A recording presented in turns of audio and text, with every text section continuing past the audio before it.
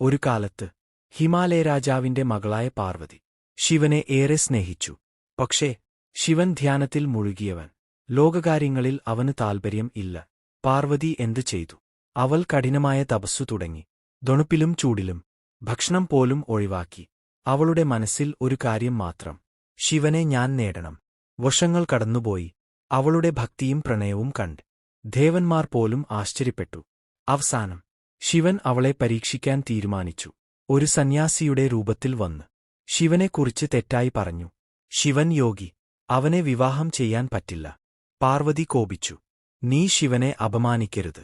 അവൾ ഉറച്ചുനിന്നു. അപ്പോൾ ശിവൻ തന്റെ യഥാർത്ഥ രൂപത്തിൽ പ്രത്യക്ഷപ്പെട്ടു. അവൻ പറഞ്ഞു, പാർവതി, നിന്റെ പ്രണയം സത്യമാണ്. ഞാൻ നിന്നെ വിവാഹം ചെയ്യാൻ തയ്യാറാണ്. അങ്ങനെ ദിവ്യമായ വിവാഹം നടന്നു. ലോകത്തിലെ ഏറ്റവും ശക്തമായ ദാമ്പത്യം ശിവനും പാർവതിയും ആയി. ഇന്നുവരെ അവരുടെ പ്രണയം ഭക്തിയുടെ ഏറ്റവും വലിയ ഉദാഹരണമാണ്.